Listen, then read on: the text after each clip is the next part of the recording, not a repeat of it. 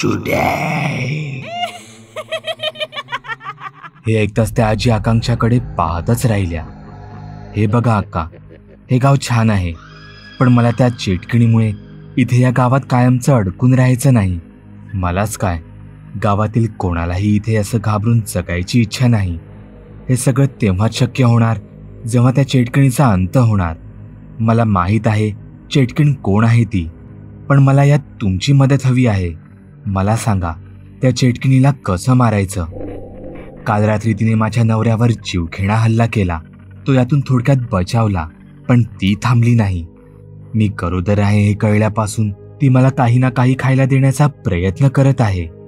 नशिबाने आतापर्यंत मी त्यातील काहीच खाल्लं नाही, पण ती अशी नाही थांबणार. ती परत येणार, मला आणि माझ्या पोटातील बाळाला मारायचा परत प्रयत्न करणार. म्हणून तुम्हाला सांगते, त्या चेटकिणीला मारायचा मला उपाय सांगा. मला स्वतःला आणि या गावाला या चेटकिणीच्या जाचातून कायमचा सोडवायचा आहे. आकांक्षाचं बोलणं त्या आजी नीट लक्ष देऊन ऐकत होत्या. तुम्हाला जाणून घ्यायचं असेल तर मी आता सांगते तुम्हाला, या गावात चेटकिणी कोण आहे ती. याचा काहीच उपयोग होणार नाही मुली. म्हणजे तुम्ही असं का बोलता? तुला काय वाटतं, इतक्या वर्षांत या गावात एखादी स्त्री चुडेल असण्याचे कोणीच दावे केले नसतील? आजपर्यंत हे अनेक वेळा झालं आहे.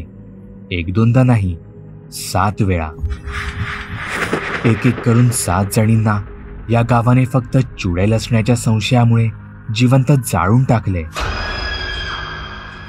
पण त्यांना जेव्हा हे कळलं की त्यांपैकी कोणीही चुडेल नव्हती, तेव्हा प्रत्येक वेळी हे गाव हळहळलं गेलं.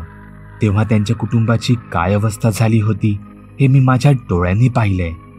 जेव्हा चुडेलच्या संशयामुळे 7व्या बाईने या गावात तिचा जीव गमावला, तेव्हा मात्र या गावाने एकमताने असं ठरवलं की चुडेलचा जीव घेण्याचा विचार आता पुन्हा कधीच करायचा नाही. त्याऐवजी गावातील सर्व लोकांनी नेहमी सतर्क राहायचं आणि आपापला जीव वाचवायचा. आकाशात अंधार. हो, हे माहीत आहे मला, त्या आजीचं बोलणं मध्येच थांबवत आकांक्षा म्हणाली. एव्हाना माझं हे पाठही झालंय. अंधार पडल्यावर घरात लपून बसायचं आहे ते. माफ करा, पण जर तुम्ही माझी मदत करणार नसाल तर आज रात्री मीच तिचा खून करेन. असं म्हणत आकांक्षा तिथून चालू लागली. आणि मग पुढे काय? ही लोक तुलाच एक चुडेल समजून गावाच्या मधोमध एका झाडाला बांधून जिवंत जाळून टाकतील. हे ऐकताच आकांक्षा जागेवरच थांबली. मी समजू शकते तुझी अवस्था, पण मी इथे कोणाला मारण्यासाठी नाही, तर लोकांचे जीव वाचवण्यासाठी आहे. तू विचारतेस चुडेलला कसं मारावं? तर ऐक, चुडेलला मारायचा एकच उपाय असतो, तिला जाळूनच मारावं लागतं. ती जर खरंच एखादी चुडेल असेल तर तिच्यावर तू चाकू चालव, नाहीतर तिच्यावर गोळ्या झाड. तिला काहीच होणार नाही. उलट तू असं काही करायचा प्रयत्न केलास तर ती हा डाव तुझ्यावरच उलटवून तूच चुडेल आहेस आणि तिला मारायचा प्रयत्न करत आहेस असं या गावाला ओरडून ओरडून सांगेल. हे ऐकताच आकांक्षा जागीच खाली बसली. ती पूर्णपणे हरली होती. तिला पुढची चिंता सतावत होती. तिला तिच्या बाळाला या चुडेलच्या गावात मुळीच जन्म द्यायचा नव्हता. ती तिथेच बसून ढसाढसा रडू लागली. ती म्हातारी आकांक्षाला तिथे तसंच सोडून पुढे चालत गेली. ती काहीच पावलं पुढे गेली असेल. ती तिथेच थांबली आणि आकांक्षाकडे पाठी वळून पुन्हा एकदा पाहू लागली. तुला किती खात्री आहे तू म्हणते आहेस तीच खरी चुडेल आहे याची? आजींचं हे वाक्य कानावर पडताच आकांक्षा चटकन जागेवर उभी राहिली. 100%, मला 100% खात्री आहे की मला जिच्यावर संशय आहे तीच खरी चुडेल आहे. चल माझ्यासोबत. असं म्हणत ती म्हातारी आकांक्षाला तिच्या घरी घेऊन गेली. तिथे तिने आकांक्षाला का आणलं होतं, तिच्याकडे अजून कोणता उपाय होता, आकांक्षा रस्त्यात विचार करू लागली. त्या आजींनी घराचं दार आतून लावून घेतलं. त्या आकांक्षाच्या डोळ्यात पाहत गोड आवाजात म्हणाल्या, तुला यासाठी एक चेटकिणीचा घडा बनवावा लागणार. चेटकिणीचा घडा? तो काय असतो? तू कोणावरही संशय घेऊन तिला गावासमोर चेटकिण म्हणून आणू शकत नाहीस. त्यासाठी तुझ्याकडे एक भक्कम पुरावा लागणार आणि तेव्हाच तुला हे गाव साथ देणार. त्यासाठीच तुला एक चेटकिणीचा घडा बनवावा लागणार. असा घडा जो ओलांडताच ती चुडेल तिच्या मूळ रूपात येईल. असं रूप जे ती फक्त रात्री शिकारीच्या वेळी वापरते. एकदा का जर तिने हा घडा ओलांडला तर ती तिच्या खऱ्या रूपात येईल. पण त्यानंतर ती पुन्हा तिची ओळख कधीच लपवू शकणार नाही.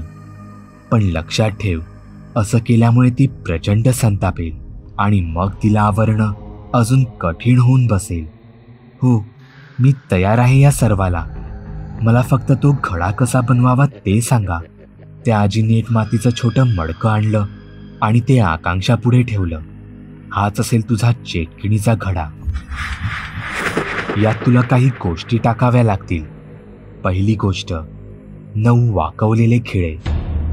तुला यात 9 खिळे त्यांची वरची टोकं तोडून नंतर ते वाकवून या घड्यात टाकावे लागतील. प्रत्येक खिळ्याला एक लोखंडी तार गुंडाळावी लागेल. दुसरी गोष्ट असेल ते म्हणजे केस.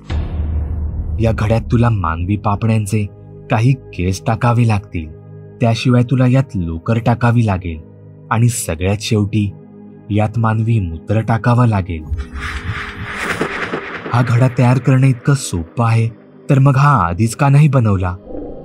त्या आजींनी हातातून काही काटेरी पानांचं गवत सोबत आणलं आणि ते त्यांनी त्या घड्यात टाकलं. हे गवत आता कुठेच मिळत नाही. चुडेलचा घडा बनवण्यासाठी हे गवत फार आवश्यक असतं. माझ्याकडेही आता इतकंच शिल्लक आहे. मला तुझ्या बोलण्यात कुठेतरी एक आत्मविश्वास आणि खरेपणा जाणवला. तुझ्यावर विश्वास ठेवूनच मी हे तुला देत आहे. असं समज, चुडेलला तिच्या खऱ्या रूपात आणण्याचा हा शेवटचा पर्याय आपल्याकडे आहे. तेव्हा हे सगळं तुझ्यावर अवलंबून आहे. तुला हा घडा तिच्या दारात पुरावा लागणार. म्हणजे जेव्हा ती हा घडा ओलांडेल तेव्हा तिचं खरं रूप जगासमोर येईल.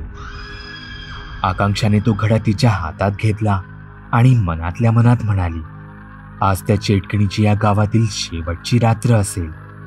पण चेटकिणीवर मात करणं आकांक्षासाठी खरंच इतकं सोपं ठरणार होतं? जाणून घेण्यासाठी पाहायला विसरू नका चुडेलचा पुढचा भाग. चुडेल.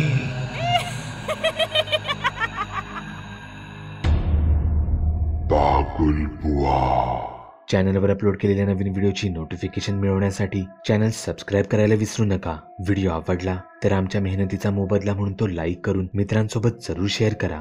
चॅनलवरचे इतर व्हिडिओ पाहण्यासाठी इथे क्लिक करा. तसेच चॅनलवरची प्लेलिस्टही चेक करा. दर दिवशी नवनवीन भूतांचे व्हिडिओ बनवून मी तुमचं मनोरंजन करत राहू याची खात्री बाळगा.